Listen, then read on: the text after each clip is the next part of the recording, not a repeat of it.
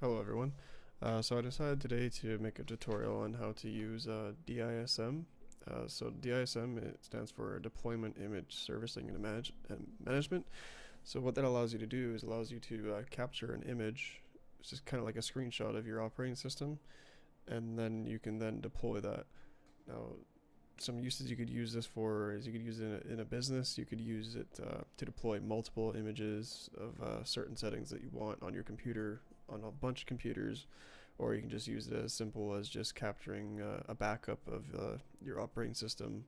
Let's say like you just finished installing Windows Update, you did all your drivers, you set up all the programs you want, and you just want a backup just in case anything happens, your operating system's compromised. Well, this is a really good program to use. Now, in this tutorial, I'm going to simulate basically capturing an image of my operating system and then deploying it to a brand new hard drive. So the way I have it laid out here, if you open up disk management, so diskmgmt.msc, this will basically show you what hard drives you have installed on your computer. So at the moment I have two drives. I have one that's 40 gigs that's currently hosting Windows 10, and I have one that's 50 gigs that is not being used. I'm going to take the image of this one and put it onto this one. Now I just installed a simple program, Google Chrome, because normally whenever you install a system it would come with nothing but Microsoft Edge. So let's get started. So what you're going to want to find out is what hard drives you have in your computer and how you want to deploy this. So let's say like you just installed a new SSD or a new hard drive and you want to it's a bigger size, you want to put your operating system on it, you don't have to go through all the trouble. Well, this is basically what you would do. So the first thing you want to do is you want to sysprep your system. So what sysprep does is it basically removes all ownership of the operating system, removes the host name, basically anything that makes it your operating system so that other people can use it. Or in this case, we're just going to be moving it to a whole different hard drive. So the first thing you do is you want to go to your C drive. You want to go down to your Windows folder and just scroll down until you find a folder called Sysprep. System 32. So you want to go Windows, then System 32. And then in System 32 is where you'll find Sysprep. So just run this program. So what this is going to do, it's going to remove everything and it's going to turn off your computer. So actually before we do this, we're going to be making a bootable drive. So if you know how to make a bootable Windows 10 drive, then you're good to go. But if you don't know how to do it, you're going to want to go to this website. You want to go look up Microsoft Media Creation Tool. Now, if this tool, it basically installs an ISO to your USB drive, so then you can boot it in, so that as if you were to install Windows 10. We're not going to be doing it that way, but that's just the way to get into a DISM. So what you would do is you would install the media creation tool, and then you would then follow the steps to make a USB drive. I'll make a separate tutorial on how to do that. But for this one, I'm going to show you what I would do on this one. So you want to make sure that on Sysprep, enter system out of box experience is checked, generalize is checked, and shutdown is checked. So once it's done sysprepping, it's going to turn off your computer, because once it restarts, it's going to go into out of box experience, which is basically as if you were just installing a brand new operating system. You don't want that to happen. We want it to boot to the USB drive. So just make sure it's set to shut down. Click OK. So depending on how long you've had the operating system installed, you may run into an error while you do the sysprep. If you have any errors, just navigate to the Panther folder, and then you'll see this text document called setup error. And if there's any errors, it'll tell you here. I'm not going to worry about that, but we'll just hope it works. If it doesn't, then you can troubleshoot that error just by going to Google and pasting that error, and then there'll be someone that'll tell you how to do it. It's usually might just be like an application that's installed that's keeping you from doing that.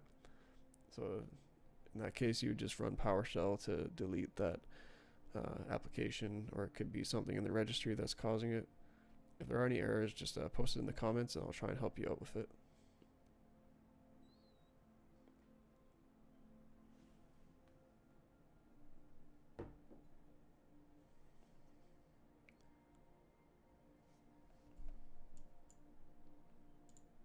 Alright, so it looks like it went through fine. So what it did is it turned off my computer. Because I'm running a virtual machine, it just booted me out. For you, it's just going to turn off your computer. Now, one thing I should mention is that I don't hold any accountability if you lose any files. If you follow my instructions, everything should be okay. But you have to really pay attention. Okay, so now that this is turned off, what you're going to want to do when you turn on your computer is you're going to want to go straight into your BIOS. So don't turn on your computer yet, just formulate this in your head. So if you know how to get into your BIOS, you're going to want to choose your boot order, and you're going to want to choose your USB drive that has Windows 10 on it. Or if you have the CD, like the DVD drive, and you have the actual disk, then you can just do it that way. So the way I do it with this one is I go into the settings, and there's actually like a boot order right here. So this is kind of like a simulation of my BIOS. So I'm going to take my DVD drive, I'm going to move it up to my first priority. And then I'm going to click apply, and click OK. Now I'm ready to start. So if I click connect, one sec here.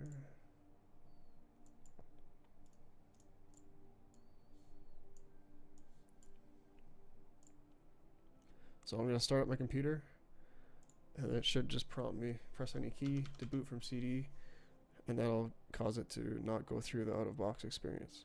That's what you want to happen. If you don't get this, then just turn off your computer and restart it, and try again until you get it. Click next, and you're going to click install now. So you're going to go through as if you're going to be installing a new copy of Windows. So if you're familiar with installing an operating system, then this should be pretty straightforward for you. So just put your activation key, or if you don't have one, just click I don't have the product key. Choose your operating system version. I'm going to be using Windows 10 Education. Click next.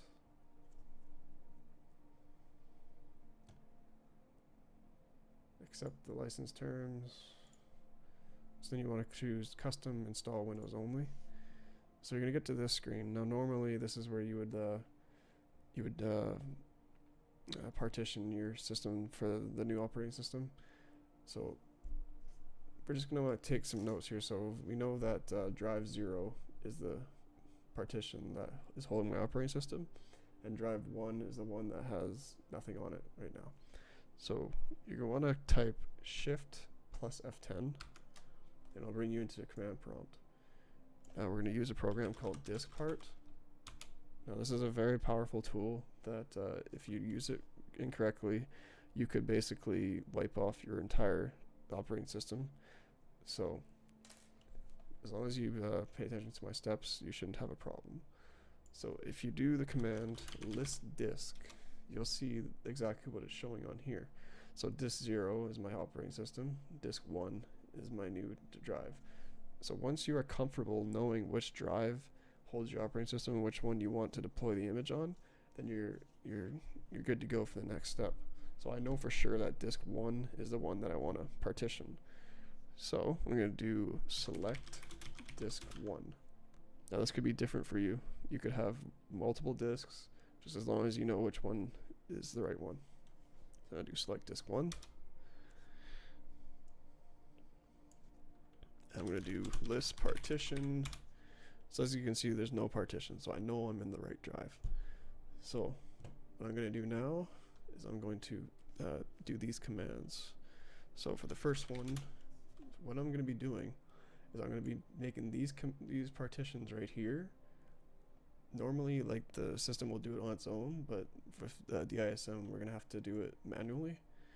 So first thing we're gonna do is we're going to convert GPT. Or actually, first command would be clean. This is going to clean the drive completely, make sure there's nothing on the drive. So once you do this command, it will erase everything on your drive. So keep that in mind. So clean, I'm okay with it. There's nothing on there I need. Let's let it do its thing.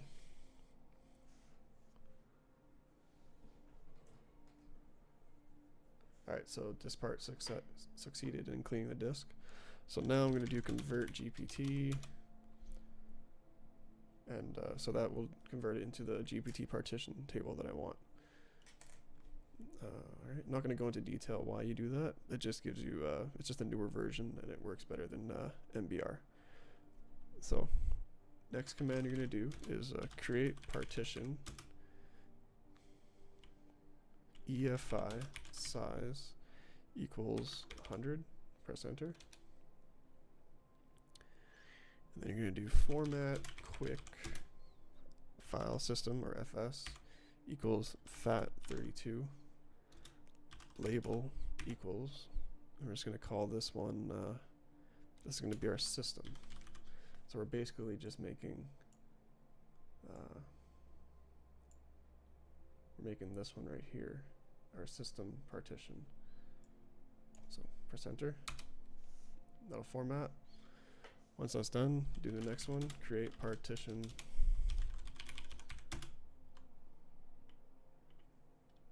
MSR size equals 16. Alright, that's all I have to do for that one. And then we're going to do create partition primary size equals 500. Make sure you type exactly as I type. It is as I guess case sensitive. Enter. Alright, next command, format quick fs equals ntfs.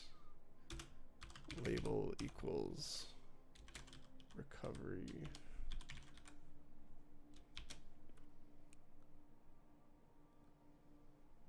Enter.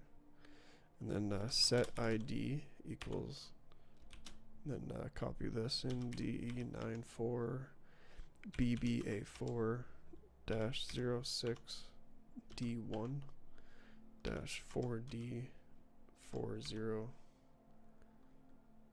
A16A BFD 501 79 D6 AC, and brackets or quotations. I just want to double check that that's spelled right.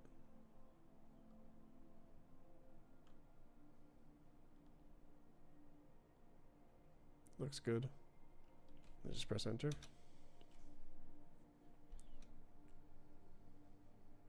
Alright, perfect. Then the next one I do,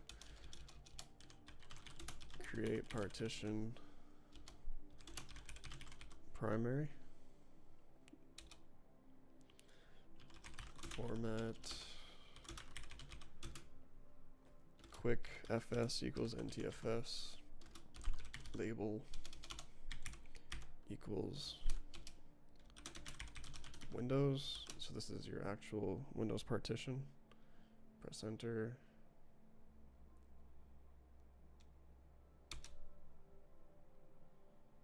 And we're going to assign it a letter. So I would just use the same letter that I'm using. I'll make it easier for later on. So I'm just going to set a assigned letter G. Alright, so now if we do list disk, and we do select disk 1, and we go to list. You don't have to do this part, I'm just showing you this partition. Select partition for detail partition. So you can see that we made a volume with letter G, NTFS partition, and that's going to be what we're going to be putting our image on. So it's good to go. So we're all done now with this part. You just type exit twice. If we refresh it, We're just going to see everything that we just did.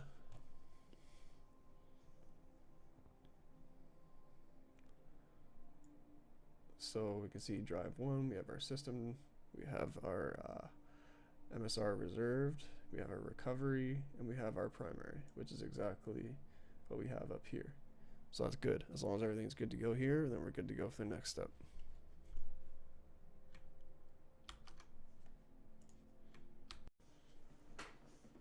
Alright, so now at this point, we have all our partitions ready for capturing the image and deploying it. So the next thing we're going to do is we're going to go back into command prompt, so Shift F10, and they'll bring up the command prompt, and we're just going to type in this command, so DISM space / capture - image / image file.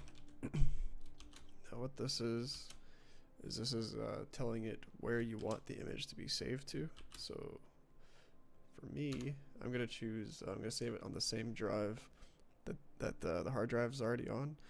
That the operating system's already on. Now you could choose to save this to a USB drive, just as long as you know where you're saving it. That's all that matters. So this is the path. So I'm going to do the C, put right on C. I'm going to call it os.wim. The next option is capture directory C .. So now this option right here is telling which directory you want to capture. So I'm going to be capturing my C drive, and it's going to be saving it to C, and it's going to be called os.wim. The next thing is /index : 1 /name. Now we're going to call this the same as os.wim, but just without the .wim. So if you want to name it something else, you can, but I would just suggest just calling it the same that I call it. Make sure you have the /index : 1, and make sure it's typed out exactly like this. Now for me, because I'm running a virtual machine, I can't actually use that option, index : 1, so I'm just going to press enter, like that. Now this will start capturing the image. Now this could take a while, depends on how large your hard drive is and how fast your hard drive is. Now for me it's not going to take very long because it's just a base operating system, but for you it could take a while. Now it could take anywhere from like 10 minutes to like 2 hours, so just be patient and let it do its thing.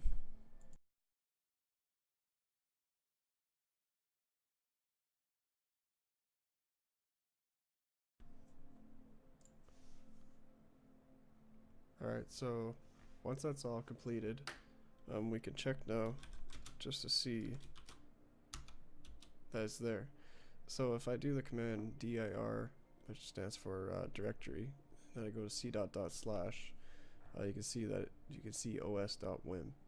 Now it's only like 5 gigs for me, but it might be a lot larger size for you. So I'll explain how that works. So when I did the command up here, this path is where the image saved to, and this is the directory that it saved. So it basically took an image of my C drive and saved it on this root of C. As you can see, it's right there.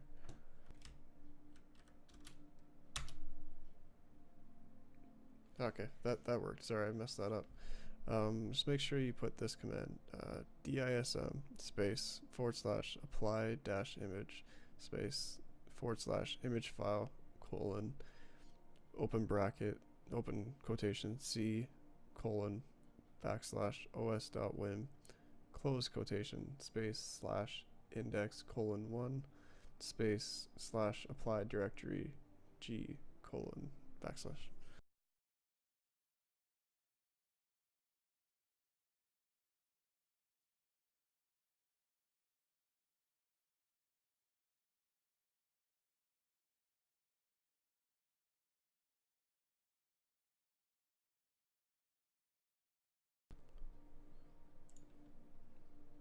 Alright, it looked like it finished. As you can see, like during that, it actually stopped at 80% or 79% for a while. Just let it finish. Even though it looks like it's taken a while, just be patient. So as you can see, if I do the command dirg ... you'll see that now there's a bunch of files in. So it basically means I successfully captured that or deployed that image. So from here, the next command you want to do, this is the last command you have to do, is bcd boot g ... Windows. So that's basically going to make sure that when you restart the computer, it's actually going to boot from your new drive. And if you don't do this command, you're going to have a really tough time. Took me a while to figure out when I first did this why it was not booting properly. It was that one little command right there. Alright, so everything should be good to go. So now what we can do is we can just exit out of this whole system here, quit. Restart the computer. Now it should now boot from the new hard drive, and it'll actually enter the out-of-box experience, which I'll show you right now. Now what it's going to do is it'll say getting ready. So what that means is it's going to be setting up all your hardware devices, and it's going to be getting all the drivers that it needs to go on with it. So it could take a little bit, just be patient.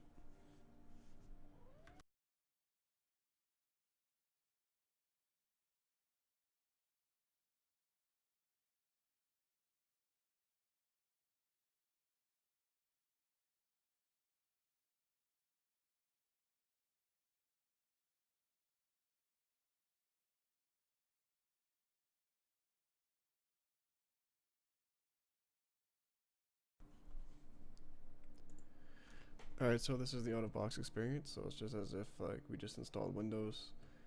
So I'm just going to go through it as you normally would.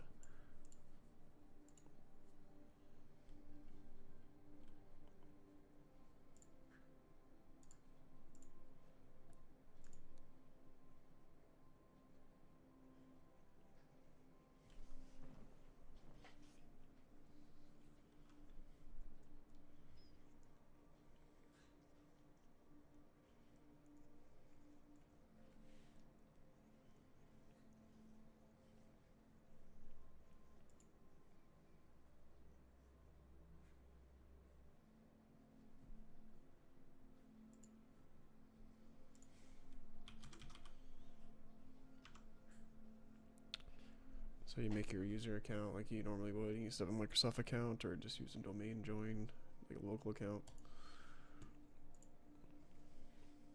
Now after you do all this, you will still have your old user, so you can just, like, once it's all done, you can delete this user that we made and then just go back to your old one. I don't want Cortana. That doesn't matter.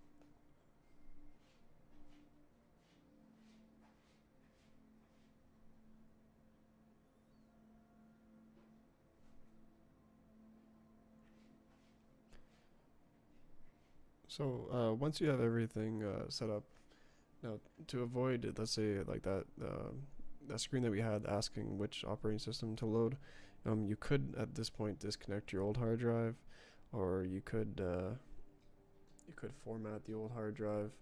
It just all depends if it really bothers you or not.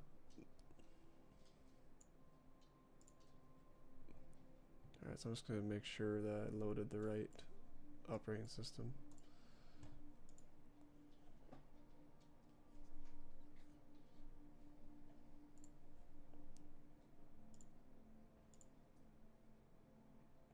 So as you can see, even though we changed the hard drive letter to G, it's always going to default back to C. That was just for the DISM.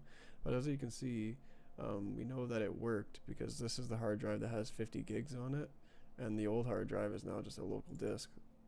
So everything's good to go. So at this point you could format your hard drive, whatever you plan on doing, but basically that's the end of the tutorial. I hope this was helpful. If you had any questions at all or any concerns, just leave a comment in the comments and I'll try and help as soon as I can. Thanks for watching, and I'll see you guys on the next one.